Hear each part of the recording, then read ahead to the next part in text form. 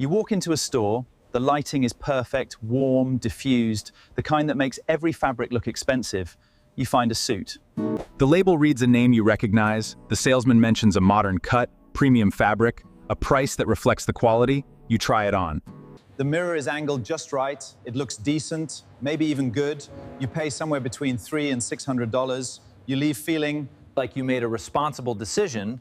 Then the suit goes to a tailor for adjustments, and the tailor looks at it differently.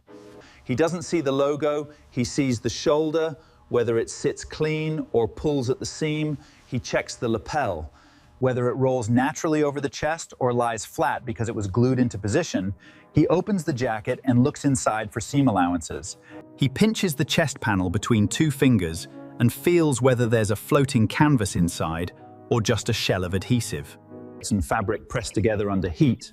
He checks the collar, the sleeve pitch, the break of the trouser, how much room lives inside the hem. And sometimes, more often than you'd expect, the verdict is quiet but final. There is nothing here to save, not because the size is wrong.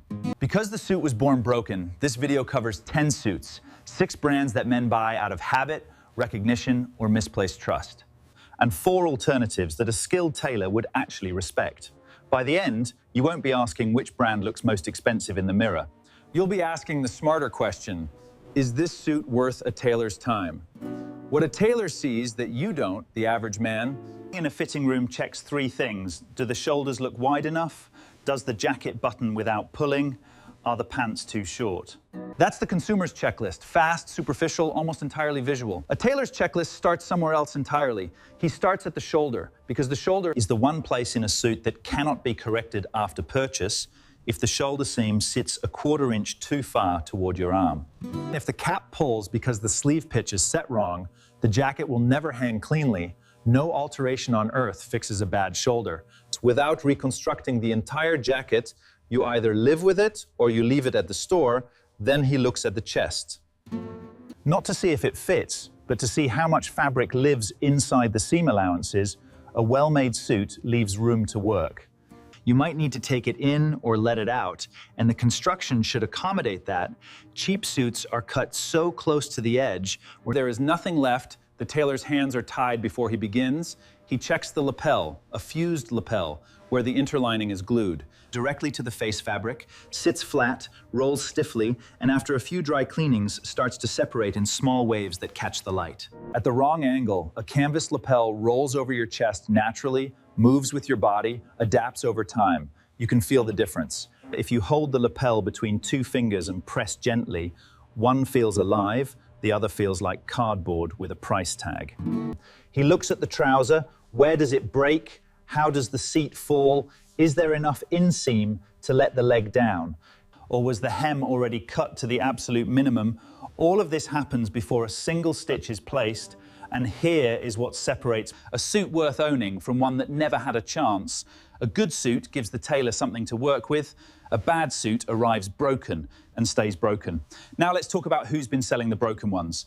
Brand 1, Calvin Klein suits. Calvin Klein is a genuinely powerful brand. The fragrance is iconic, the underwear business is enormous, the denim has cultural history, but the suit business is a different story entirely.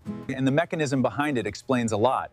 Calvin Klein suits, the kind found at Macy's or comparable department stores, are not made with the same tension as the brand's original creative vision. What you're largely buying is a licensing agreement.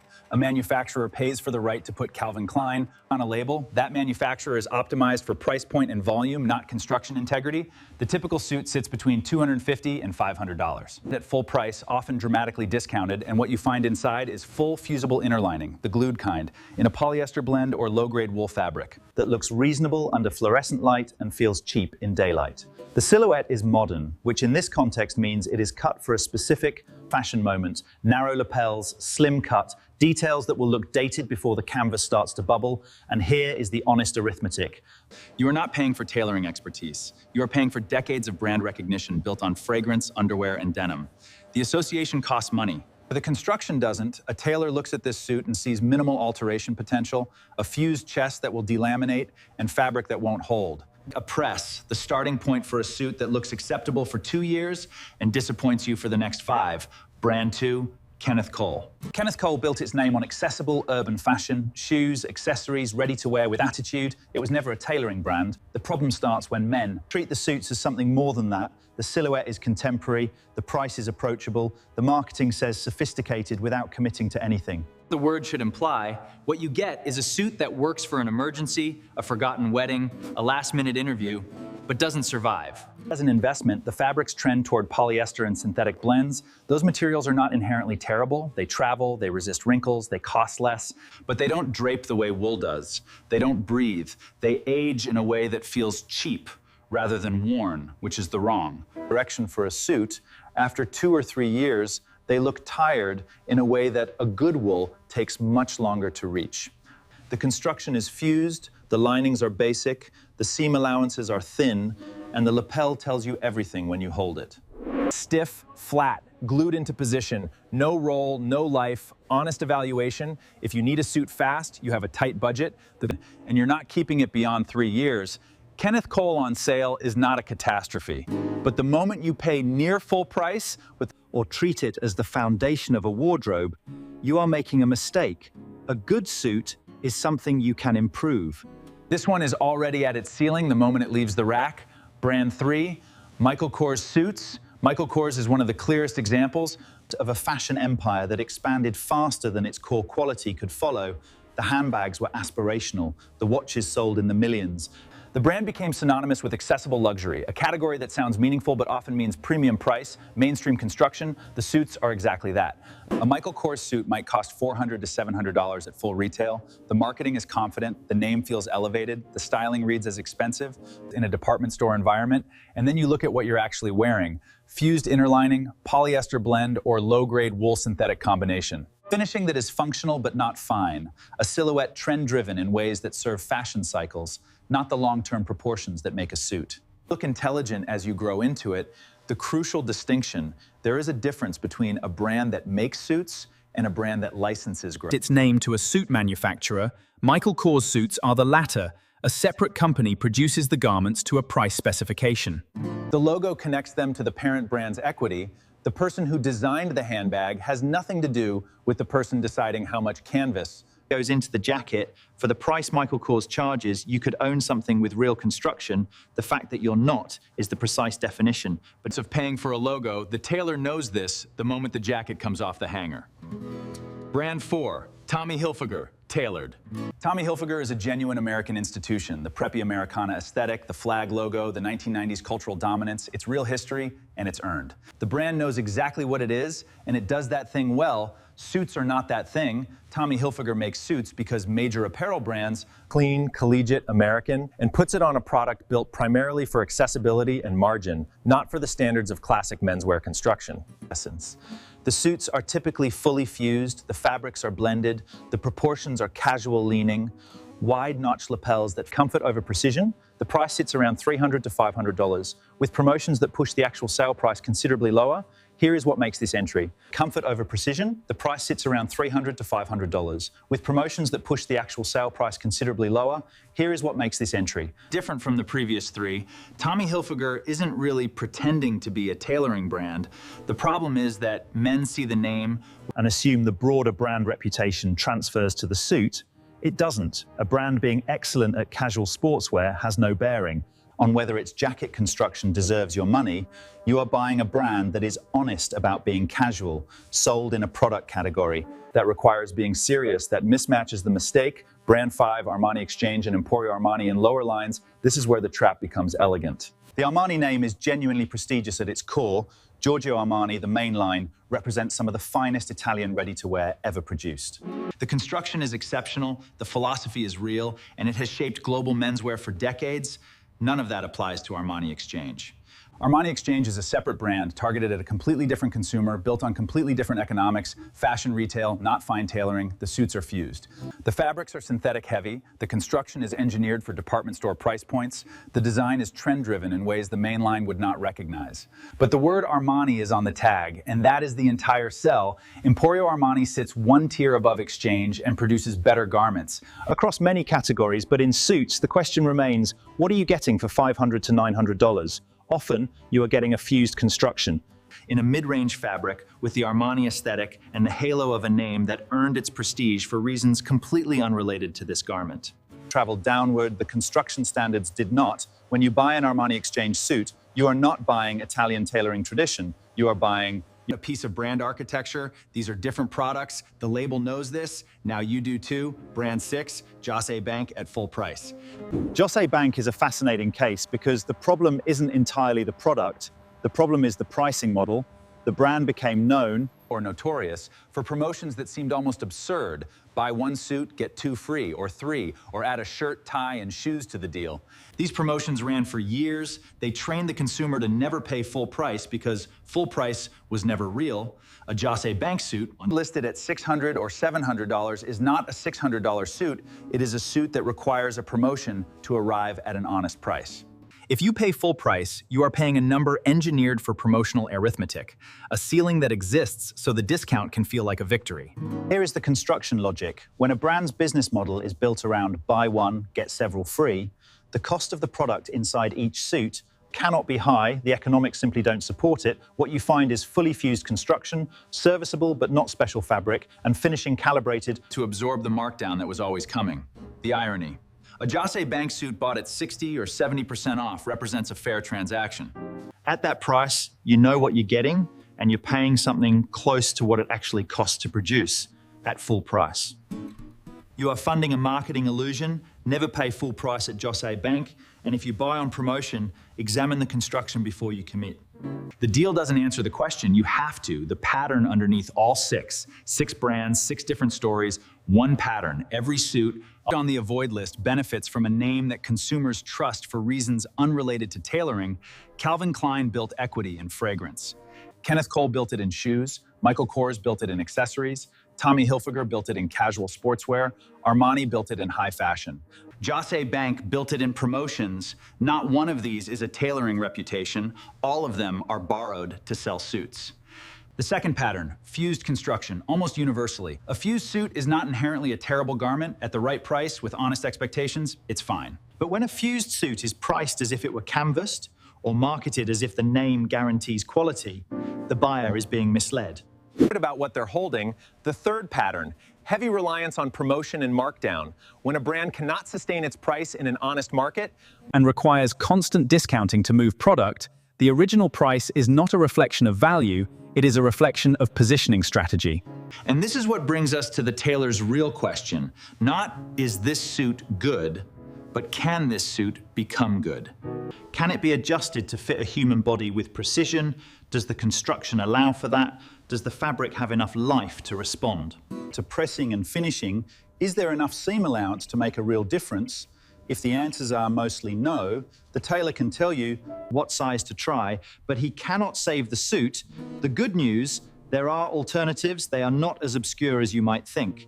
Alternative 1, Spire and Aunt Mackay. If a tailor had to recommend one brand to a man who understands that suits are a practical investment and wants the most construction for his money, Spire and Aunt Mackay is often where that conversation ends. The Canadian brand is not famous. The way Calvin Klein or Tommy Hilfiger is famous, no cultural legacy, no celebrity fragrance line. What it has is an unusual commitment to construction honesty at an accessible price. Several suits in the Spire Mackay lineup offer half canvas construction. The canvas, that floating internal layer that shapes a jacket and allows it to mold to the body over time, is present through the chest and lapel rather than replaced by adhesive.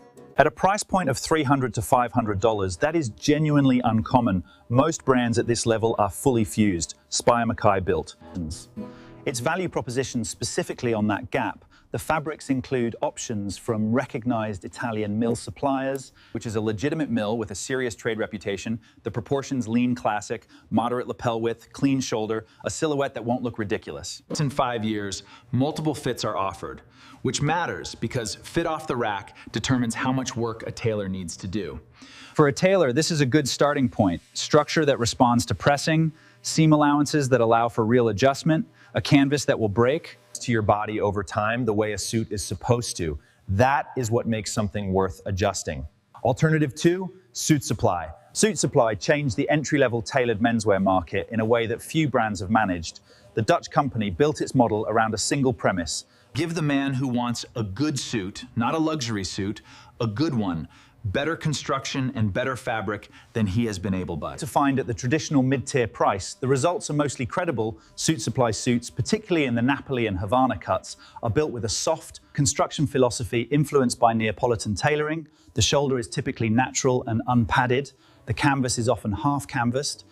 Loro Piana, Vitale Barberis Canonico, and other mill names appear across collections. The silhouette is modern but not aggressively trendy. For a tailor, Suit Supply represents something rare at this price. A suit with structure that can absorb alterations. The shoulder tends to be set correctly, which means there is room to work everywhere else: the chest, the waist, the seat, the sleeves. There is fabric there and construction that responds to intervention. Suit Supply also operates its own stores with alteration services, which lowers the barrier for the man who doesn't yet have them. A tailor relationship, it is not the same as a skilled independent craftsman, but it is significantly better than buying off a department store rack. And calling it done, the honest assessment: Suit Supply is not a luxury purchase. It is a smart one. At $400 to $600, for a properly fitted suit in a quality fabric, it routinely outperforms brands charging twice as much: Alternative 3, Natalino, and Pini Palma. These names don't live in shopping malls. They don't run television ads. They don't have loyalty programs or celebrity endorsements or promotional events. at department stores, they exist almost entirely because men who understand suits found them and told other men who understand suits about them. Both operate in the space sometimes called soft tailoring, a tradition rooted in Neapolitan and Italian philosophy, where the suit should feel like a second skin. Rather than a rigid structure, the shoulder is natural or nearly so. The chest is lightly canvassed. The lapel rolls over the chest with a softness that a glued jacket cannot replicate regardless of price. The fabrics skew toward higher-end Italian and English mills. The proportions are developed by people who think about proportion the way fashion brands think about marketing. With obsession and a specific point of view, the price is higher. Than Suit Supply, you are looking at $600 to over $1,000 depending on the piece. For that price, you are buying garments developed with a tailoring philosophy, not a trend report. A tailor would appreciate these suits because they are made to be worn on a human body, which means they are made to be adjusted to a specific human body. The construction allows it, the fabric supports it, and the reward of wearing a well-fitted suit at this level is substantially higher than a well-fitted suit at the level below. These are for the man who already knows what he wants and wants something more personal than the obvious choices. Alternative 4, premium used suits with proper alterations. Here is the recommendation that no brand's marketing department would ever say out loud. The best suit you can buy for $400 to $600 might not be a new suit. Consider what that money buys. In the secondary market, a Canali in a beautiful worsted, a Zegna in a rich twill, a Corneliani with a full canvas that took years to develop character, a Samuel Sohn, one of the finest North American suit makers, in Super 100's wool, a Brooks Brothers golden fleece from an era. When that label meant something specific about construction and source, any of these, found in good condition in the right size range, purchased for $150 to $300, with $100 to $200 reserved for professional alterations, represents more construction, more fabric quality, and more tailoring heritage than most new suits at $500 will ever provide. To buy well in this market, you need to know one rule. The shoulder is non-negotiable. Find a suit where the shoulder seam sits within ½ an inch of your natural shoulder point. That is the one dimension that cannot be moved. Without rebuilding the jacket, everything else, chest, waist, seat, sleeves, trouser length, inseam, can be adjusted by a skilled tailor within reason. Examine for wear, check the collar for fraying, check the elbows for thinning, check the trouser seat and knees, check the lapel edge for rubbing. If the fabric is intact and the construction is solid, cleaning and pressing will restore most of the jacket's life. Then take it to a tailor. Not for a miracle, but for the work it was built to receive. A $250 Samuel Sohn that fits your body perfectly after proper alterations is a better suit than a $600 fused jacket in a polyester blend at full retail. That is not a controversial opinion among people. To understand construction, it is simply a fact, and it is the kind of fact that the department store would very much prefer you never encountered. The closing. Here is the thing no marketing department will ever print on a tag. The most expensive part of a suit is not the fabric. It is not the canvas, not the hand finishing, not the hand-stitched buttonhole. The most expensive part is the name, and the name tells you exactly nothing about whether the suit deserves to be on your body. A tailor does not see a logo when a jacket comes in for adjustment. He sees a shoulder, he sees a canvas, he sees seam allowances and fabric weight and construction decisions made by someone who was either thinking about the customer or thinking about the margin. Most of the suits on the avoid half of this list were built by someone Thinking about the margin, the checklist is simple. When you pick up a suit, feel the lapel. Does it roll or does it lie flat? check the shoulder. Does it sit clean on your body or does it pull away from your arm? Ask about the canvas. Is it fused? Half canvas or full canvas, look inside the jacket. Are there seam allowances deep enough to allow real adjustment? And ask yourself honestly, is the price You're paying attached to the fabric and the construction, or to the name on the label. 6 brands built their suit business on names. That means something in other categories. 4 alternatives built their reputations on what they actually deliver. The difference is not always visible from the outside. from the inside, from where a tailor is looking? It almost always is. Stop asking which suit looks most expensive in the mirror. Start asking which suit a tailor could actually make excellent. That question changes everything. If this changes how you look at a label before you pay, This channel is where the work lives. Subscribe, because we are just getting started.